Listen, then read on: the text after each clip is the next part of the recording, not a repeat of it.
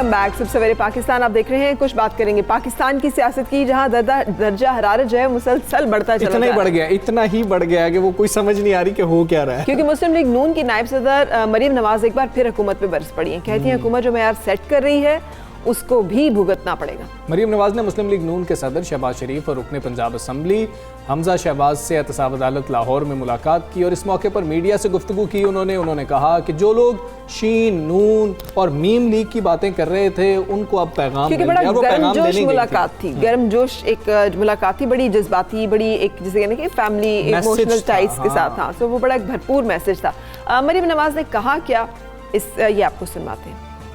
इनको जितनी दहशत जमहूरी क़यादत की और किसी की नहीं है। मुंह पे हाथ फेर के कहते हैं मैं छोड़ूंगा नहीं, अब देखूंगा ये होगा वो होगा, ये सारा वो इंतकाम है जो आपको नजर आ। सो ये मौक़िफ़ है मरीम नवाज का। दूसरी जानिब वज़ीर आज़म इमरान खान कहते हैं कि एयाज सादिक के बयान के बाद नून लीग में तकसीम शुरू हो गई है और ये भी कह रहे हैं कि अवाम पाक फौज से प्यार करते हैं, इसमें कोई शक नहीं है। पार्टी तर्जुमानों के इजलास में इमरान खान ने कहा कि PDM भारत के एजेंडे पर काम कर रही है। तो अब नून में से शीन निकले ना निकले, पेट्रियाटिज्म के वजह है ना, एक याद है पाकिस्तान पीपल्स पार्टी पेट्रियाट्स भी बने थे। रुहेल असगर साहब हमारे साथ हैं। अस्सलाम वालेकुम रुहेल असगर साहब, thank you for joining us in सुबह सवेरे पाकिस्तान। फरमाइएगा कि बहुत सारे लोग जो हैं वो कह रहे हैं कि मरीम नवाज ने जो कहा है ना कि अगला साल इलेक्शन का साल है, तो क्या डील की कोई बातें भी हुई हैं, कोई सेटलमेंट हुई है इस हवाले से? उन्होंने अपनी कामयाबी की भी बात की है कि गिलगित बल्तिस्तान में हम ही जीतेंगे। फेयरली देखें, बड़े ठंडे दिमाग से, ठंडे गौर से अगर फरमाए देखें तो ढाई साल का अर्सा बहुत होता है। किसी भी हुकूमत का पता चल जाता है, उसके माइंडसेट का पता चल जाता है, उसकी एक्टिविटीज़ का पता चल जाता है। अब जो हालात इस वक्त हो गए हैं वो तो दिन ब दिन मुल्क को कमज़ोर से कमज़ोर तर किया जा रहा है और गरीब से गरीब तर किया जा रहा है। तो पॉलिसीज तो आपके सामने है, तो इन पॉलिसीज को रख के आप कितनी देर और चल सकते हैं? खुदा न खास्ता अगर इस तरह ही काम आगे बढ़ता रहा तो शायद एक ऐसा वक्त आएगा कि मेरे ख्याल में शायद कोई भी जमात या कोई भी हल्का इसको संभाल नहीं सकेगा।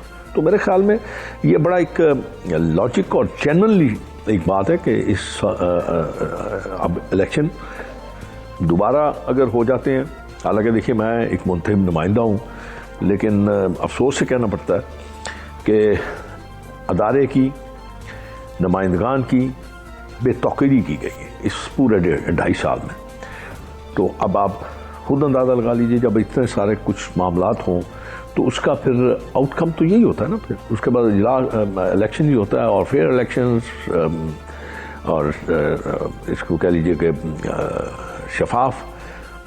तो जो भी हुकूमत आएगी फिर उसके जिम्मेदारी होगी इस मुल्क को चलाना, इस मुल्क के अवाम के लिए बुनियादी बात का मैसर करवाना, ये तो फिर उनकी जिम्मेदारी होगी। मेरे ख्याल में शायद काफ़ी लॉजिक है उनकी इस बात। जी ठीक है। रुहेल असगर साहब ये कहें कि एक तरफ आप लोग कहते हैं कि मुल्क में जो वज़ीर आज़म आता है उसको मुद्दत ही पूरी करने नहीं दी जाती, लेकिन अब आप ही इस वक्त के जो वज़ीर आज़म है उसको हटाने पर बज़िद है।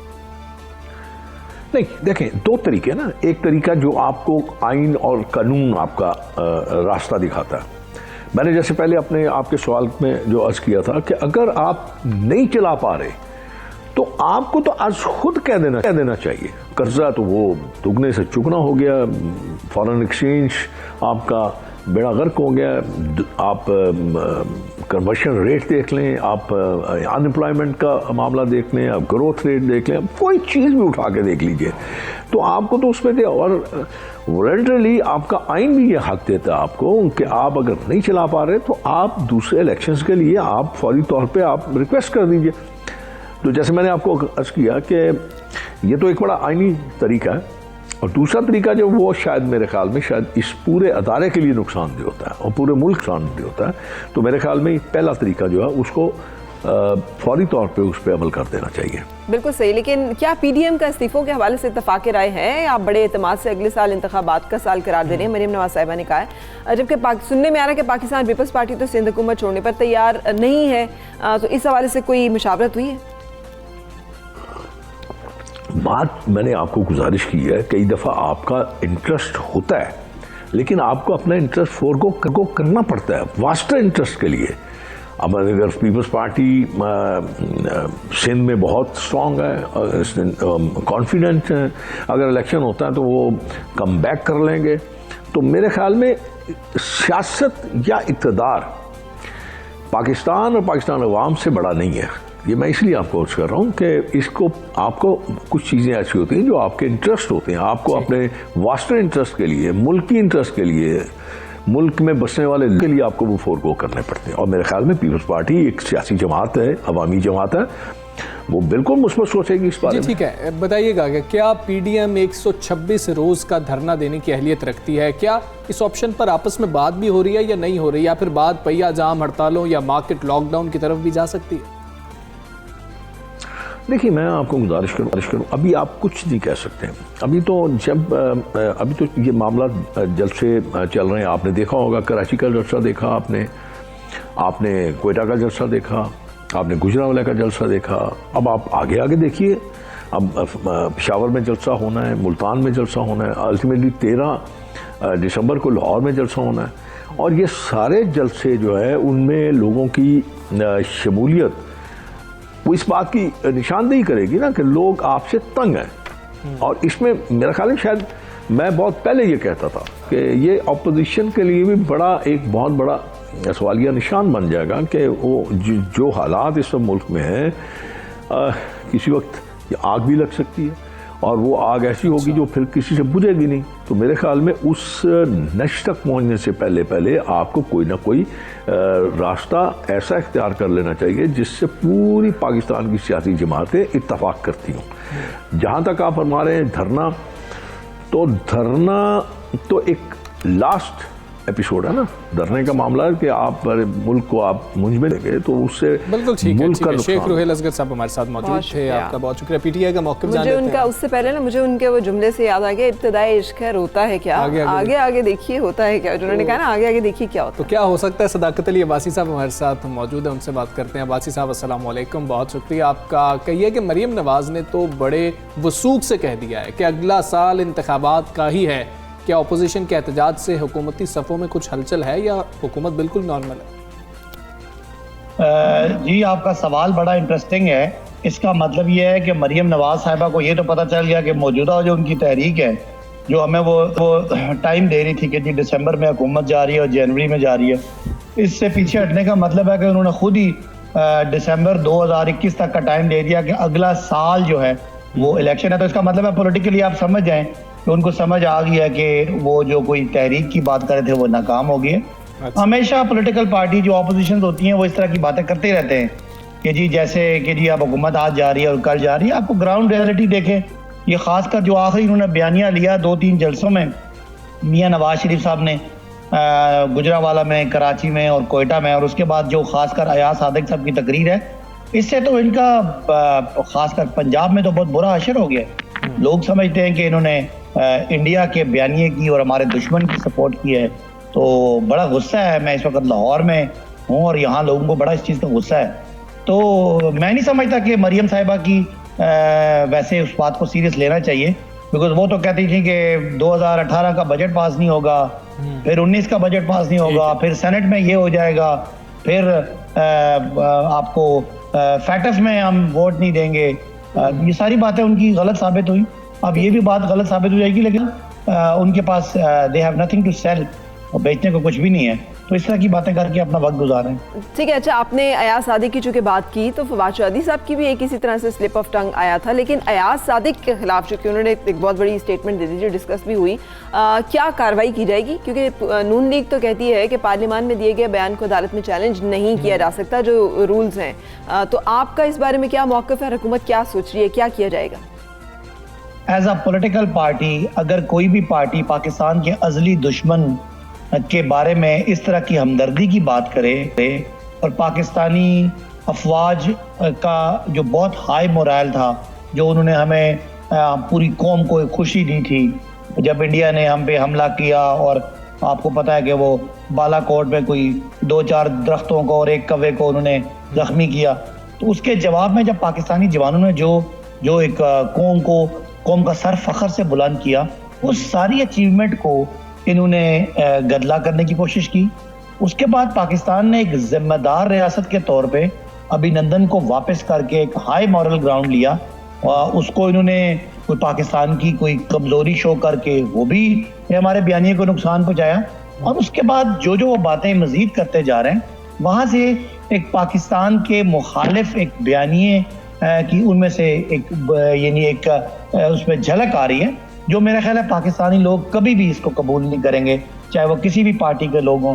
ज़ाहिर है पाकिस्तान सबसे पहले है, पाकिस्तान की रियासत पहले है और सियासत बाद में।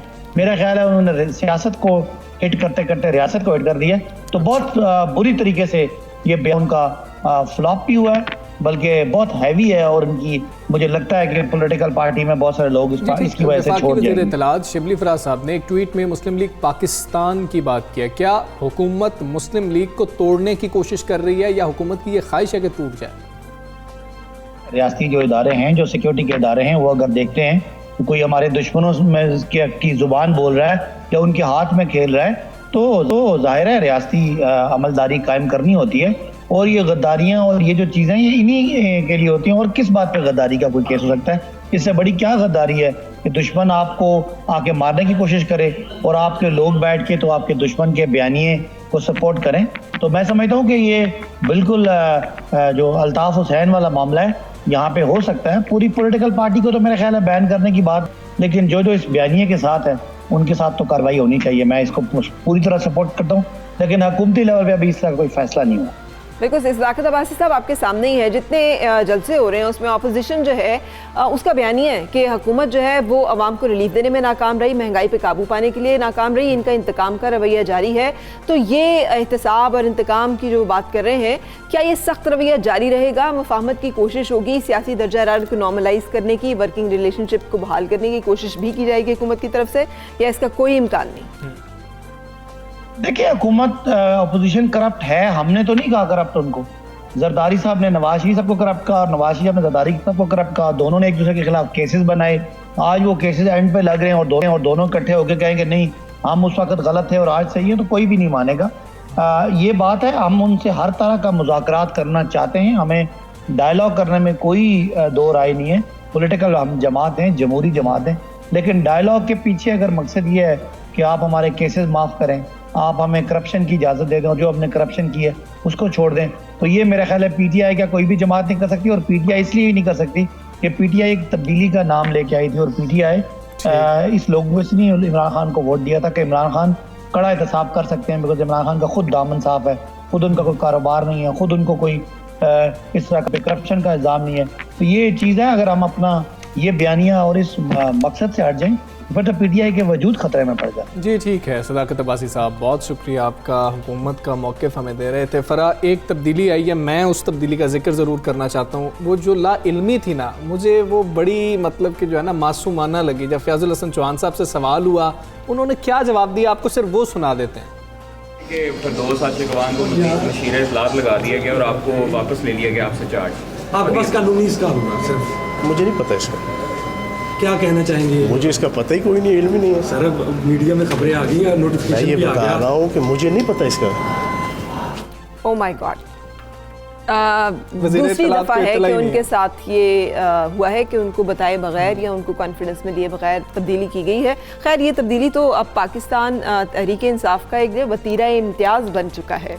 वतीरा इम्तियाज़ पता है किसे कहते हैं? किसे कहते हैं? वतीरा इम्तियाज़ एक हॉल मार्क, एक आइडेंटिफिकेशन मार्क। आपका मुझे पता क्या लगता है? क्या है? मुझे पता क्या लगता है? मुझे ये लगता है फ़रा कि ये फेस सेविंग होती है कि कह दिया जाए मजीद सवालों से बचने के लिए कि मेरे तो इल्म ही नहीं है, मुझे तो अभी आप बता रहे हैं। मुझे लगता है कि ये मामला ये था। मुझे लगता है कि उन्हें वाकई नहीं इल्म होगा। अच्छा चले, लेकिन मुझे एक बात का इल्म है, मुझे इस बात का इल्म है कि मुल्क भर में जो है ना, सूबा पंजाब में खास तौर पे सर्दी अपने कदम जमा रही है और जमा चुकी है भाई। फील कर रहे हैं। शाम को हमें ठंड लगना शुरू हो जाती है, पंखे बंद हो गए, एसी गाड़ी में चलाने पड़ते हैं, और जब पंखे बंद हो जाए ना तो फिर हमजा इसका मतलब है सर्दी आ रही है। फराक की सर्दी आ नहीं रही, आ चुकी है, मेरी सर्दी आ रही है, मतलब कि थोड़ा सा फर्क है क्योंकि हम दोनों तरह के हमें गाड़ी में नहीं ट्रैवल करना पड़ता, वरना हमारा टिपिकल वो सीन है कि शीशा बंद कर दो या शीशा खोल दो। हमारा जो है ना वो बहुत टेम्परेचर हम बड़े एक दूसरे से मुख्तलिफ है। लेकिन अफसोस की बात आपको कैमरे पे लगता होगा कि हमजा जो है बड़े कूल माइंडेड हैं, Hamza is very hot minded. और आपको लगता होगा फरा जो है वो बहुत हाइपर है, फरा इज वेरी दुरुस्त लगता है, आपको दुरुस्त लगता है ये। सो अपेरेंट उस पे मत जाया करें। एनीवे, अब ये जो मौसम की तब्दीली आ रही है ना, तो उसके साथ ये वो बातें हैं जिसका हम जिक्र करते हैं, अपोजिशन भी जिक्र करती है। भाई इन्फ्लुएंजा की वैक्सीन तो मुल्क में होनी चाहिए थी ना। अगर 2 महीने बाद या 2 हफ्ते बाद या 10 दिन के बाद या जब भी आती है तो उसके बाद उसका कोई फायदा नहीं है। जैसे कि इस टाइम पे अगर वैक्सीन बूढ़े लोगों को, बच्चों को, उन लोगों को जो कि एट होते हैं उनको नहीं मिलेगी, तो उस वैक्सीन का हमें सीजन के मिड में जाके या सीजन के एंड पे जाके कोई फायदा नहीं। पंजाब डायरेक्टरेट ऑफ हेल्थ ने भी तस्दीक की है कि एक वैक्सीन जो है वो मौजूद नहीं है। बिल्कुल ऐसी है। और डॉक्टर राव आलमगीर के मुताबिक इसकी बड़ी वजह यह है कि हर साल इस वायरस की स्ट्रेन बदल जाती है, इसीलिए इसकी वैक्सीन भी बदल जाती है। और अब जो प्रॉब्लम आ रही है कि आलमी इदारा सेहत ने टेट्रावेलेंट स्ट्रेन को मंजूर किया है, जिसकी रजिस्ट्रेशन पाकिस्तान में हो चुकी है और किसी एक कंपनी ने लाइसेंस भी हासिल तो किया है। अच्छा, वैसे मैं हमेशा इसके बारे में ना एक सवाल करती हूँ, और वो ये है कि NIH जो है वो सपोज टू कि वो वैक्सीन जो है वो इस तरह की बनाए, इंक्लूडिंग रेबीज़। और आपको पता है कुत्ते के काटने की वैक्सीन भी हम इंडिया के ऊपर तनकीद तो बड़ी करते हैं, लेकिन हमें वो वैक्सीन भी वहाँ से मंगवानी पड़ती है। ये जो यहाँ पे हमारे यहाँ कुत्ते के काटने और उसके नतीजे में इंजेक्शन ना मिलने के वाक़यात होते हैं, उसका मतलब वजह ये होती है कि हम ये सोचते हैं कि हमने इंडिया से नहीं मंगवानी या नहीं मंगवाई जाती। तो हम खुद कफील क्यों नहीं है इन चीज़ों में, हमारे इदारे क्यों नहीं उस तरह से काम करते। लेकिन इस हवाले से हम इन्फ्लुएंजा वैक्सीन की नायाबी और कामयाबी के ऊपर बात करेंगे। हमारे साथ हैं डॉक्टर ताहिरा शाहिद। अस्सलाम वालेकुम, thank you very much for joining us. Doctor साहब फरमाइएगा, ये खबर जो हम दे रहे हैं आप इससे वाकिफ़ हैं, और अगर इन्फ्लुएंजा वैक्सीन नहीं अवेलेबल होगी तो उसके क्या असरात होंगे? ठीक है, मैं इस खबर से वाकिफ़ हूँ। बहुत सारी और ड्रग्स भी हैं, बहुत सारी और मेडिकेशन भी है जो इस वक्त अवेलेबल नहीं है या शॉर्ट है मार्केट में। इसके पॉलिटिकल रीजन से तो मुझे नहीं पता, पर मैं इसके ऊपर बात करूंगी कि हर साल अवेलेबल होती थी वैक्सीनेशन, फ्लू वैक्सीन, और हर इदारे में, स्पेशली कॉर्पोरेट इदारों में, ऑफिस में ये अवेलेबल भी की जाती थी ताकि लोग इसे लगा सकें। और इसको हर साल लगाना इसलिए ज़रूरी होता है क्योंकि ये जो वैक्सीनेशन होती है ये अक्टूबर के शुरू में लगाई जाती है, और एवरी ईयर इसका स्ट्रेन बदल जाता है। जब हम कहते हैं स्ट्रेन बदल जाना, मतलब ये कि जो इन्फ्लुएंजा या फ्लू कॉज करने वाला वायरस होता है, जो जिस वजह से ये होता है, वो हर साल अपनी कैरेक्टरिस्टिक्स बदल लेता है। तो आपको हर साल नए वायरस के हिसाब से वैक्सीन लगवाना पड़ता है। और वैक्सीन होता क्या है? वैक्सीन कोई ट्रीटमेंट नहीं होता। वैक्सीन उसी वायरस का या तो इनएक्टिवेटेड फॉर्म होता है, मतलब उसको मार के या उसको कम करके उसकी एफिकेसी लगा दी जाती है, या टॉक्सॉइड होता है, मतलब उसका जो मटीरियल होता है उसको इस तरह से लगाया जाता है आपकी बॉडी के अंदर कि आपकी बॉडी के अंदर उसके खिलाफ कुव्वते मुदाफियत पैदा हो जाए। अब जब वैक्सीन लगाते हैं तो 2 हफ्ते के अंदर ये एंटीबॉडीज या आपकी जो आर्मी अगेंस्ट दैट वायरस है वो पैदा होती है, ताकि एक तो आप उस वायरस को कॉन्ट्रैक्ट ना करें, और अगर खुदा ना खास्ता वो वायरस आपको लग भी जाता है तो वो जानलेवा साबित ना हो, मतलब उसके जो असरात हैं वो उतने ज्यादा सिवियर ना हो। इसलिए हर साल ये जो है इन्फ्लुएंजा वायरस वैक्सीन जो है वो दी जाती थी, और अक्टूबर के शुरू में दी जाती है और अवेलेबल होती है। जो लोग लगवाना चाहें, जिनको पता है कि उनको बहुत ज्यादा फ्लू हो जाता है, बहुत ज्यादा ससेप्टेबल भी होते हैं, वो लगवा लेते थे ताकि जो है उनको सिम्टम्स एक तो ज्यादा सिवियर ना हो जाए और वो ज्यादा फ्लू जो है वो कैच ना करें। अब अनफॉर्चुनेटली वैक्सीन मौजूद नहीं है। डॉक्टर साहब ये बता दीजिएगा यहाँ पर कि क्या हमने कोरोना की वजह से दीगर जो वायरस को संजीदा लेना छोड़ दिया है, कि हम प्लानिंग ही नहीं कर पा रहे हैं? और आप क्या जानती हैं ये किसकी जिम्मेदारी है कि वैक्सीन यहाँ पर इस वक्त मौजूद होती है, और अगर अभी मौजूद नहीं है तो आप क्या समझती हैं कि अब अगर मंगवाई जाएगी तो कोई फायदा होगा या जो नुकसान था वो हो रहा है? अच्छा, वैसे adding in Hamza's question, doctor साहब, मतलब हर डिपार्टमेंट होता है। अगर टीबी का डिपार्टमेंट है तो उन्होंने टीबी पे काम करना है, एड्स कंट्रोल है तो एड्स पे काम करना है। कोविड के आने से उन क्या फर्क पड़ता है कि इन्फ्लुएंजा वाले जो है वो ना प्रोक्योर कर सकें वैक्सीन को? जी, अनफॉर्चुनेट है ये बात, और ये बात तो बिल्कुल सही बात है कि एक वायरस के आ जाने से दूसरी सारी की सारी चीज़ों को इग्नोर बिल्कुल नहीं करना चाहिए। अनफॉर्चुनेटली कोरोना के आ जाने से ना सिर्फ हमने ये सिर्फ इन बाकी डिजीज़ेस को, बल्कि ओवरऑल हेल्थ केयर को ही काफ़ी ज़्यादा इग्नोर किया है और एक ही चीज़ के पीछे पड़ गए हैं। तो मैं तो इसके बिल्कुल अगेंस्ट हूँ, और बिल्कुल हर चीज़ को उतना ही सीरियस लेना चाहिए और समझना भी चाहिए ना कि मकसद क्या है। अब आप देखिए, कोरोना भी एक रेस्पिरेटरी वायरस है, ठीक है, है। और ये प्रूवन बात है कि जिन लोगों की इम्यूनिटी बेहतर होगी, कुव्वत मुदाफियत अगेंस्ट एनी वायरस बेहतर होगी, और जो आपका फ्लू वैक्सीन होता है वो H1N1, N3, N2 और इन्फ्लुएंजा बी, जो इन्फ्लुएंजा ए और इन्फ्लुएंजा बी दोनों फ्लू कॉजिंग वायरसेस हैं, उनके अगेंस्ट आपको कुव्वत मुदाफियत देता है। और ये इन्होंने थोड़ा सा देखा भी है कि कोरोना भी उन लोगों में जिनको फ्लू वैक्सीन लग चुका था या जिनकी कुव्वत मुदाफियत इनके अगेंस्ट बेहतर थी ना, उनमें कोरोना के भी सिम्टम्स कम थे, उस तरह जानलेवा साबित नहीं हुई। तो अगर हमारे पास वैक्सीन, हम फ्लू वैक्सीन लगा लें तो ये एक तरह से कोरोना के भी बचाव में रोल प्ले करेगा। लेकिन अब नहीं है डॉक्टर साहब, अब नहीं है तो जो लोग रिपोर्ट करेंगे सिम्टम्स के साथ तो मिलते जुलते हैं, उनको भी बुखार भी होगा, उनको भी फ्लू भी होगा, खांसी भी होगी, उनकी भी जिस्म में दर्द होगा, तो कैसे फिर पता चलेगा कि कोविड रिपोर्ट हो रहा है या इन्फ्लुएंजा फ्लू रिपोर्ट हो रहा है? इसका कोई तरीका नहीं है अनलेस कि वो कोविड टेस्ट करा लें, तो सिर्फ ये है। बाकी सिम्टम्स बिल्कुल सिमिलर होंगे, सेम होंगे। हर सर्दियां आती हैं, हर साल फ्लू की वजह से बहुत सारे लोग जो हैं वो फ्लू से इफेक्टेड भी होते हैं और कॉम्प्लिकेट भी होती है, निमोनिया हो जाता है, कई को ऑर्गन फेलियर भी हो जाता है। इसमें कोरोना में और इसमें यही फर्क है कि वो कुछ 2-4 सिम्टम्स है, जिसमें जैसे फॉर एग्जांपल टेस्ट के अलावा कोई हल नहीं है कि मालूम हो सके। डॉक्टर ताहिरा, बहुत अपना एहतियात करने की जरूरत है ताकि आप महफूज रह सकें। और the best moments of my life were जब PNCA में रेशमा जी से मेरी लाइव मुलाकात हुई थी और मैं इनके साथ अक्सर जिक्र कर चुकी हैं और अक्सर ये ऑनर ऑफ जिक्र करती हैं। ये बहुत सारे लोगों का जिक्र है जो मेरे सीने के अंदर है ना, जो लेकिन कुछ गुड मेमोरीज में से एक ये भी है, आज उन्हें हमसे बिछड़े 7 बरस बीत चुके हैं। खूबसूरत मुनफरिद आवाज़ की मालिक, ये गॉड गिफ्टेड जो पाकिस्तान की फनकारा हैं, ये रहती दुनिया तक इनकी आवाज़ और इनका अंदाज जो है वो जाना जाएगा, पहचाना जाएगा, चाहा जाएगा, और उनके गाए हुए गीत जो है आज तक लोग गाते हैं। तो इस पे हमने खुसूसी एक रिपोर्ट लाहौर से तैयार की, आपको वो दिखाते हैं।